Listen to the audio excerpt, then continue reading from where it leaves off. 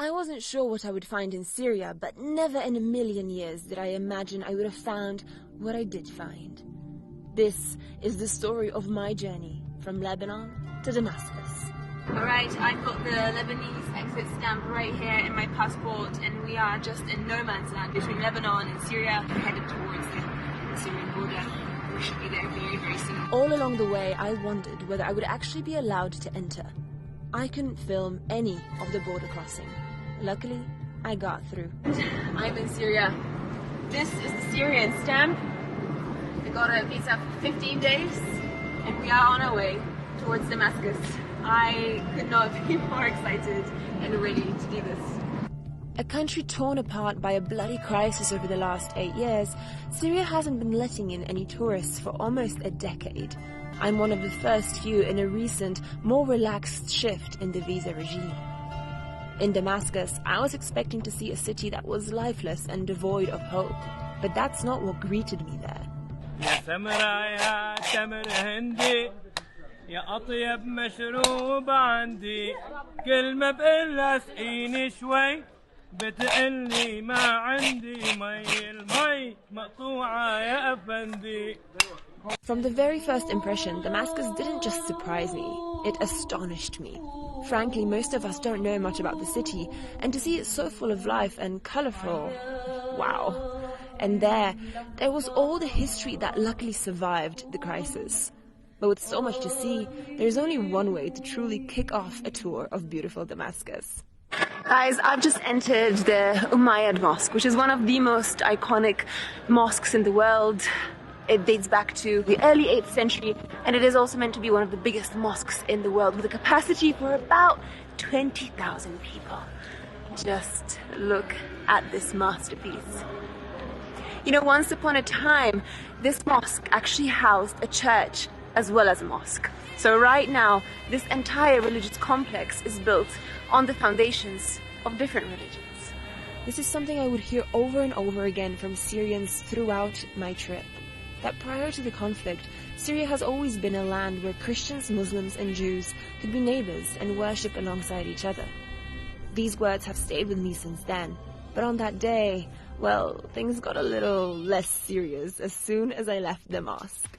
Guys, the craziest thing just happened. So we just left one of the most important monuments here in the city, the Azam Palace, and I got this from one of the men at the ticket office. Just like that, I got a book, and he gave me this beautiful shawl in the pattern of the Syrian flag, and I just totally didn't see it coming.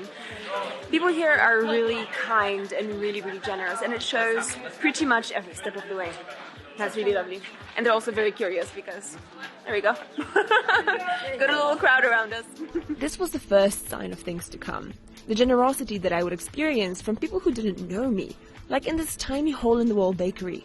When they saw a foreigner, the men working inside immediately invited me in to see how they make their bread. And they didn't let me go empty-handed. I got this bread for free from the bread factory. Too much! When you're wandering around the streets of Damascus, you get a strange, layered sense of life and nostalgia and tragedy and hope. It's hard not to sense that there.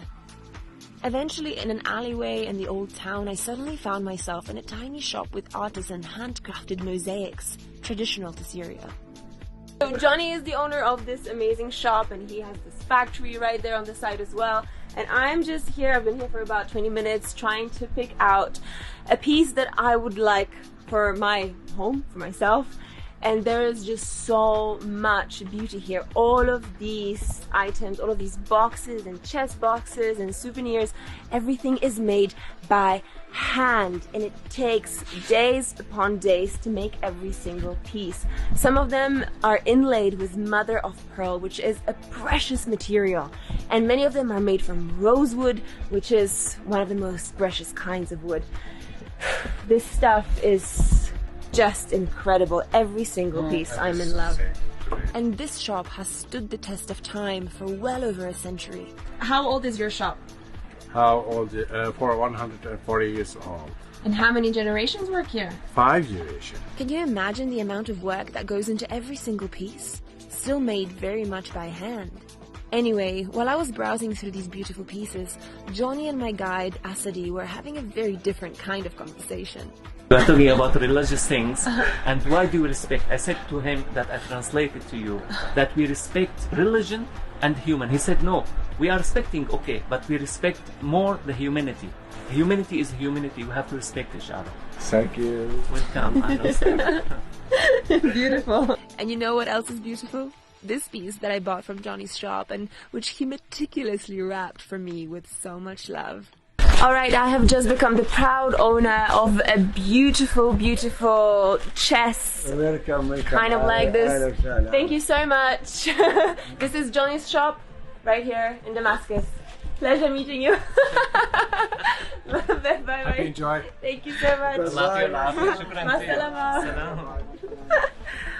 Wow, what adventures. Beautiful. Just the things that you find on the streets of Damascus. Amazing people who work hard, who create beautiful art and are so kind and so generous. Before coming to Syria, I had the impression that the country was barren and empty, that everybody had left. I think that is often the image that we see in most global media. So don't blame me when I say that I was surprised to find that Damascus was actually a bustling historic city with incredible people and lively suits. Guys, right here behind me, this is the main souk of Damascus, and the entrance gate is just splendid, spectacular. This was actually once the temple of Jupiter. Can you believe it? Let's go inside. I quickly realized that the Damascus souk was one of the most diverse bazaars I had ever visited in the Middle East. From souvenirs like the fez or the Syrian cap, to keffiyehs, traditional instruments and metalware and copper and silver, to some more unique items, and of course, my favorite, cardamom coffee. A beautiful, powerful smell of freshly roasted coffee with cardamom. As an ice cream connoisseur, I also had to stop by one of the most popular dessert shops in town.